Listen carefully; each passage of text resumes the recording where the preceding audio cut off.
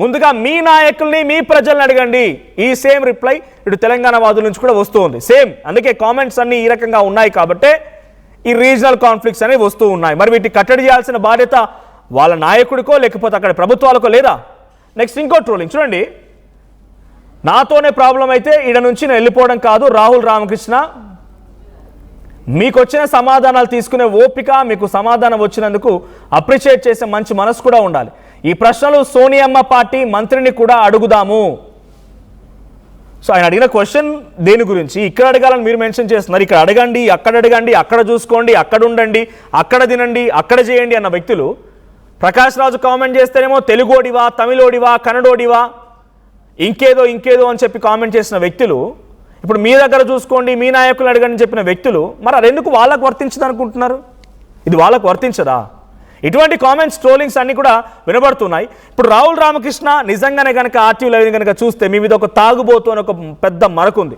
మీరు చేయడం మూలంగా మళ్ళీ తెలంగాణ నిందిస్తున్నారు. తెలంగాణ అనే పదాన్ని ట్రోలింగ్స్ కోసం వాడుతున్నారు. ఒక వ్యక్తి ఏకంగా ఎప్పుడు అనాలి జై తెలంగాణ అని చెప్పి మిమ్మల్ని ట్రోల్ చేసినట్టు, మీరు నిజంగానే ప్రౌడ్ తెలంగాణ అయితే మీరు జై తెలంగాణ గర్వంగా చెప్పినందుకు మీరు వాటికి సమాధానం చెప్పాల్సిందే. రాహుల్ రామకృష్ణ నిజంగా తాగుబోతు అయితే, మీరు నిజంగా తాగుబోతు అయితే మీరు సమాధానం చెప్పాల్సిన అవసరం లేదు. లేదంటే తాగుబోతు కాదు నేను కూడా ప్రశ్నించే పౌరుడినే, ఈ సమాజంలో నేను కూడా ఒక్కడిని అనుకున్నప్పుడు ఈ ట్రోలింగ్స్ పైన డెఫినెట్గా రియాక్ట్ అవ్వాల్సిందే. అట్ ది సేమ్ టైం ఎందుకు డిలీట్ చేశారో కూడా చెప్పాల్సిందే. భయపడ్డారా, బెదిరించారా? మిమ్మల్ని బెదిరించారా లేదంటే మీరే భయపడిపోయారనేది కూడా ఆన్సర్ చేయాల్సిందే. ఇది సామాన్య జనం నుంచి ట్విట్టర్ ద్వారా వస్తున్నటువంటి ఇన్ఫర్మేషన్ అండ్ కామెంట్స్ అవన్నీ కూడా. సో మా ప్రతినిధి ఏపీ ఇన్పుట్ కృష్ణమోహన్ కూడా సిద్ధంగా ఉన్నారు. కృష్ణమోహన్, రాహుల్ రామకృష్ణ తన ట్వీట్స్ని డిలీట్ చేసుకున్నాడు. ఏకంగా నాకు తెలిసి ఈ 2.5 కాలంలో ఎవరు కూడా పవన్ కళ్యాణ్ పోర్ట్ఫోలియోస్ పైన క్వశ్చన్ చేయలేదు. రాహుల్ రామకృష్ణ డైరెక్ట్గా అటాక్ చేసిన రోజే చాలా బిగ్గెస్ట్ టాస్క్ ఆర్ డేరింగ్ ఫీటే చేశారన్నట్టుగా అందరూ భావించారు. కానీ అంతలో డిలీట్ చేశారు ఆయన. ఎందుకు ఆ ట్వీట్స్ ఎందుకు డిలీట్ చేయాల్సి వచ్చింది అనుకుంటున్నారు? పొలిటికల్గా తనపైన ప్రెజర్ ఏదైనా ఉందా? డెఫినెట్ గా ఏదైతే నాగబాబు ఫస్ట్ రాజు మాట వినాల్సిందే, ఎవడైనా రాజే దైవం అంటూ మాట్లాడిన తర్వాత దానికి కౌంటర్ గా చాలా మంది కౌంటర్ ఇచ్చే ప్రయత్నం అయితే చేశారు. ప్రకాష్ రాజు ఇచ్చారు. ఆ తర్వాత వెంటనే రాహుల్ కూడా మాట్లాడే ప్రయత్నం, ఆర్జీబీ కూడా మాట్లాడిన ప్రయత్నం కూడా చూసాం. వీళ్ళందరూ కౌంటర్ ఇచ్చే ప్రయత్నం అయితే నిన్న యాక్టర్ రాహుల్ చాలా గట్టిగా పవన్ కళ్యాణ్ ప్రశ్నించారు. అసలు నీ శాఖలో ఏం జరుగుతుంది? నీ గిరిజన సంక్షేమానికి సంబంధించిన నిధులు ఎలా వెళ్తున్నాయి? నీకు ఒక ప్రైవేటు దీని మీద పెట్టుకొని దాన్ని నువ్వు ఏం నడుపుతున్నావు? దాంట్లో నిన్ను ఆర్టీఏ కింద అడిగితే మీ వాళ్ళు ఇచ్చే సమాధానం ఏంటి? నీ శాఖలో ఏం జరుగుతుందో నీకు తెలుసా మిస్టర్ పవన్ అని చెప్పి ఆయన చాలా గట్టిగా ప్రశ్నించారు. అయితే దాని తర్వాత పవన్ కళ్యాణ్ సంబంధించిన వ్యక్తులు పెద్ద ఎత్తున అతని మీద కొన్ని ట్రోల్స్ అయితే చేశారు. అంటే పెసా యాక్ట్ ఏంటి, 1/70 చట్టాల మీద కూడా రాహుల్ చాలా గట్టిగా మాట్లాడిన పరిస్థితి అయితే మనం చూసాం. అయితే రాహుల్ని ఎప్పుడైతే ఈ ప్రశ్నలు వేశారో ఒకసారిగా ఇప్పుడు దాకా ఏ సినిమా యాక్టర్ కూడా పవన్ కళ్యాణ్ మీద ఇటువంటి దాడికి దిగల. ఈవెన్ ప్రకాష్ రాజు కూడా ఊరిని కౌంటర్లు ఇచ్చాడు. కాకపోతే ఇంత లోతు స్థాయిలో అసలుకి పవన్ కళ్యాణ్ శాఖకు సంబంధించి పంచాయతీ అండ్ అర్బీ శాఖకు సంబంధించి వ్యవహారాల్లో ఎప్పుడు అంత దూరం మాట్లాడిన పరిస్థితి ఎవరు లేదు. కానీ నిజంగానే చాలా డేరింగ్ గా ఇవి చేశారు అనే ఒక అతని మీద కొంత ప్రశంసలు వస్తున్నా, అయితే పవన్ కళ్యాణ్ జన సైనికులు కొట్టే దెబ్బకి ఆయన భయపడిపోయారనే అనిపిస్తుంది. వాళ్ళు విపరీతమైన ట్రోల్ చేశారు. నువ్వు ఒక మందు బాబు, ఎప్పుడు మందులో ఉంటావు, అసలు నువ్వెవడు మమ్మల్ని అడగడానికి? నువ్వు తెలంగాణలో ఉన్న సమస్యలు చూసుకో.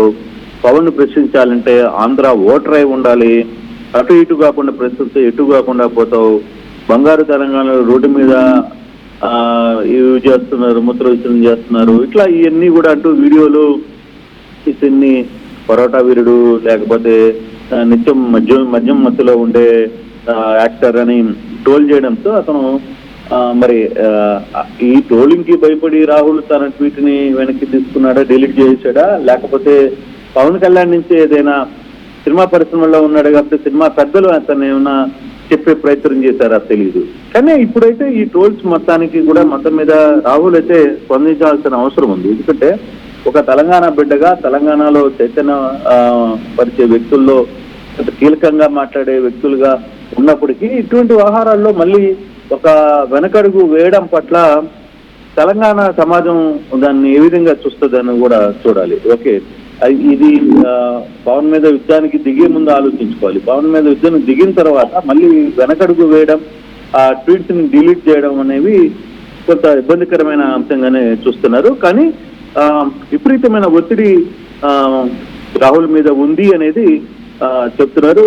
ఏకంగా జన సైనికులు అతన్ని ట్రోల్ చేసిన విధానంతో ఆయన వెనక్కి వెళ్ళిపోయారు అనే ఒక వర్షన్ అయితే, రెండవది సినీ పెద్దలు అతన్ని ఇప్పుడు కాదు ఇవన్నీ డిలీట్ చేయని చెప్పి ఆయన చేత ఒప్పించారనేది కూడా ఒక ప్రచారం అయితే జరుగుతుంది. రైట్. సో ఇప్పుడు డైరెక్ట్గా ఏమైనా యాక్షన్ తీసుకునే అవకాశం ఉందా? అంటే గతంలో కూడా ఇటువంటి మాదిరిగా ట్రోల్ చేసిన వాళ్ళని, క్వశ్చన్ చేసిన వాళ్ళని ఒకరిద్దరి మీద కేసులు నమోదైనట్టుగా చర్చ జరిగింది. ఇప్పుడు రాహుల్ రామకృష్ణ అదే రకంగా బెదిరించారనుకోవాలా? ఆ రకంగా నేను భయపడిపోయాడు. అంటే బేసిక్ గా ఒకటి మనోజ్, ఇప్పుడు ప్రతి చిన్న ట్విట్టర్ కో లేకపోతే చిన్న కామెంట్ కో ఇటీవల సోషల్ మీడియాలో చాలా ఇష్యూస్ నడుస్తున్నాయి. దానికి వందల మంది మాట్లాడుతుంటారు, వందల మంది రెస్పాండ్ అవుతుంటారు. ఇష్టమైతే దాన్ని చూడాలి, లేకపోతే నువ్వు అసలు సోషల్ మీడియాని బంద్ చేసుకుని కూర్చోవాలి. అంతేగాని సోషల్ మీడియాలో నువ్వు ఎంట్రీ అయిన తర్వాత దాని తర్వాత వచ్చే వార్తలకి అధికారం ఉంది కదా, నేను కేసులు ఈ రోజు పెట్టుకుంటా పోతే రేపు అధికారంలో లేనప్పుడు అవతలాడు కూడా ఇదే ఆయుధాన్ని వాడతాడు కదా, కేసెస్ అనేదో లేకపోతే కంప్లైంట్ అనేదో లేకపోతే అరెస్ట్ చేయడం అనేదో. సో ఈ మధ్య సుప్రీంకోర్టు కావచ్చు, హైకోర్టు కూడా ఇట్లాంటి ఇష్యూస్ మీద చాలా సీరియస్ గా రియాక్ట్ అవుతుంది. సోషల్ మీడియాలో వచ్చిన వార్తలను కూడా దేశద్రోహం చేసేస్తారా మీరు అని చెప్పి కూడా చాలా చివాట్లు పెడుతుంది. అయితే పోలీసులు కూడా కొంత దీని మీద నియంత్రణ ఉండాలి. వాళ్ళకు కూడా ప్రతి చిన్న ఇష్యూని అధికారులు ఏదో మాట్లాడారు, లేకపోతే అక్కడ ఉన్న స్థానికులు ఏదో చెప్పారని చెప్పి వెంటనే వాళ్ళని నోటీసులు ఇవ్వడం, లేదంటే తెల్లారుజామున అర్ధరాత్రి ఇంట్లోకి వచ్చి వాళ్ళని అరెస్ట్ చేసే ప్రయత్నం చేయడం, ఇవన్నీ కూడా అసలు పోలీసులు కూడా దీంట్లో చాలా కీలకంగా మారుతున్నారు. వీళ్ళు ఉన్నతాధికారులు చెప్పిందో లేకపోతే రాజకీయ నాయకులు చెప్పిన వ్యవహారం మీద రియాక్ట్ కావడం వల్లనే ఈ వ్యవస్థలు వస్తాయి. వాళ్లే నియంత్రణ కానీ చేస్తే అసలు ఈ సమస్యలు చాలా వరకు సర్దుబాటు అయ్యే అవకాశం ఉంటుంది. కానీ మొత్తం మీద అయితే రాహుల్ ఈ వ్యవస్థలో వెనక్కి వెళ్ళడం వెనకాల తెలంగాణ సమాజం మాత్రం కొంత రాహుల్ మీద కూడా రియాక్ట్ అయ్యే పరిస్థితి ఉంది. ఎందుకంటే కొంత చైతన్యవంతులుగా కొంత యాక్టివ్ రోల్ ప్లే చేస్తారు వాళ్ళు. బేసిక్ ఇప్పుడు పవన్ కళ్యాణ్ ఉన్నాడు, తెలంగాణలో చాలా గట్టిగా మాట్లాడేసి చూద్దాం నేను ఇక్కడ ఉంటా అన్నాడు. మళ్ళీ ఆంధ్రాకి వచ్చిన తర్వాత ఏం మాట్లాడాడు, ఆయన స్వరాన్ని మార్చుకున్నాడు కదా. సో అటువంటి పరిస్థితులు ఉంటాయి. కాకపోతే ఇప్పుడు ఈ వ్యవహారం మీద రాహుల్ ఏ విధంగా రియాక్ట్ అవుతాడు కూడా చూడాల్సిన పరిస్థితి ఉంది మనకి.